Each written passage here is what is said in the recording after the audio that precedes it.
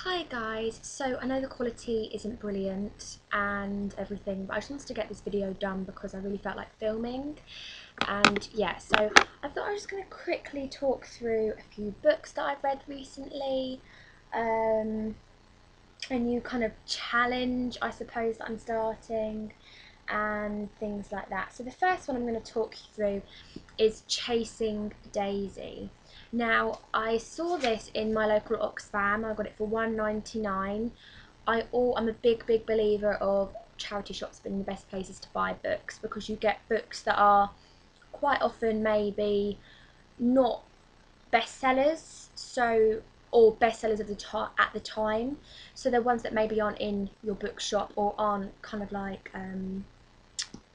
not kind of advertising your bookshop well, if you know what I mean, like a WH Smith's or a Waterstones. And they're often in quite good condition. I mean, this has obviously been read, but it only looks like it's been read once.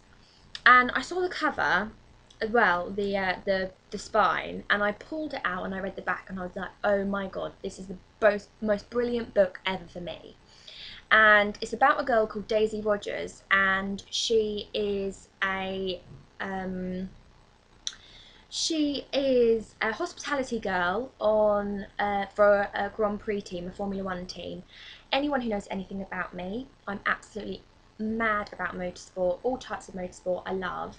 And this was a nice kind of chick flicky read, like a chick lit, a nice easy read, but one that kind of was a real big interest for me.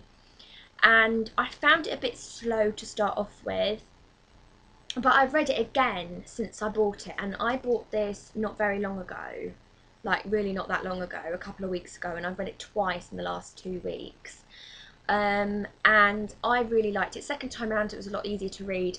I think at the beginning it was a little bit kind of staccato-y and very kind of like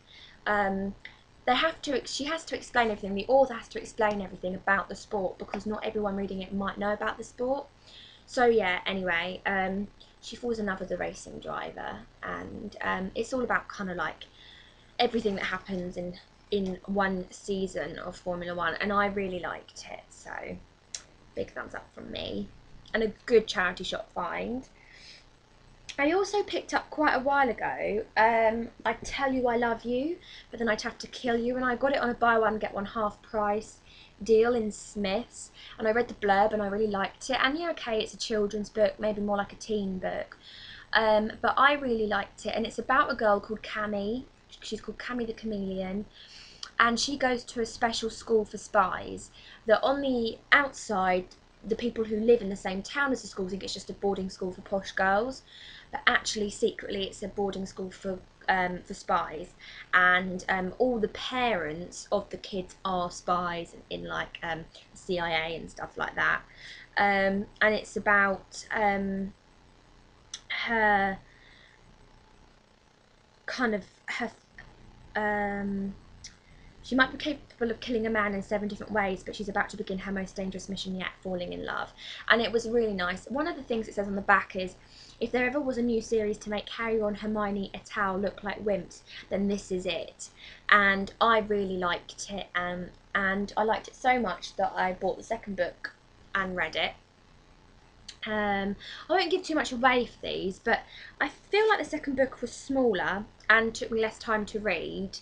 I think I read both of them in like a day each, and I liked the second book.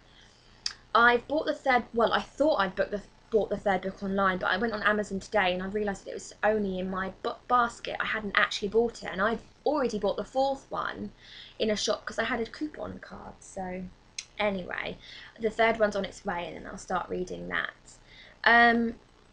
I've then read I've Got Your Number by Sophie Kinsella, and this is like the only hardback book I've bought in absolutely years, and I bought it as a treat for myself. And I honestly, I bought this, it was £9, nearly £10, it was £9.89 or something ridiculous like that. £9.50, £9.50. And then literally I hadn't even read it, and I saw it in the charity shop for £3.99, this hardback version, and I kicked myself. I really did, really kicked myself. But it was a treat to myself from having a really tough 2 weeks at work, and I was like, I'm going to just treat myself, and I really liked it. It's a typical Sophie Kinsella kind of story, falls in love with the unexpected man kind of thing. I really liked it, really liked it. Definitely one maybe to borrow from your library and see whether you like it, more than go out and purchase it, because I think you can only get it in hardback at the moment. And then the next one that I've read, if I can reach it, is The Nanny by Melissa Nathan, and my brother's fiance lent this to me. And it's about a girl called Jo Green, and she takes a nannying job in London, which is completely different from her kind of small town, kind of rural lifestyle, and it's a big change for her. And it's all about her kind of coming to grips with this kind of designer lifestyle, and a new lodger is acquired, and she starts ending up sharing her nanny flat with a good-looking but inexplicably moody Josh, and her boyfriend turns up, and all things kind of like, yeah, I really liked it. Again, a really kind of just easy read, and I have just found it really easy to read, and I reread the last section again. I thought it was so sweet, the ending, and I also liked that this had this perspective of every person in it. It wasn't just Jo Green, who seems to be the main character. You had one of the girls that she nannies, the wife of the family, the husband of the family, several of the kids, and I really liked that it didn't just go from one person's perspective. It was from another person's, from all kind of like all of their perspectives, which I really liked. I thought that was a really interesting aspect. And now on to my challenge. I am going to be embarking on the A to Z challenge, the A to Z challenge, where you read a book beginning with each letter of the alphabet. And I'm not doing it anyway in order, but it just so happens that the first book I'm going to be reading is Atonement by Ian McEwan. Again, I picked this up at the British Heart Foundation, I think you'll find, for £1.50. Bargain. Absolute bargain. It's one of my assigned reads for my A2 course in English literature, and I thought I've got to read it. I haven't got a deadline yet, but I thought I'll read it so that I have a basic of the story. And yes, I have to read it, and so I thought I'd read it and it could count as my A. And it just so happens that it's going to be the first one I read. That doesn't mean that I'm going to do them all in A to Z, like actual in order. That would just be really weird. But yeah, I've read the first couple of pages. It seems okay. I'm going to keep going with it. And basically, I've got halfway with my list. So I've written out like A to Z, and then I've written out books. I think only two of them I don't actually own, and one of them is I've just ordered and it's on its way, so technically I do own it, but the other one I need to buy before I get there, but that will happen as it comes and goes.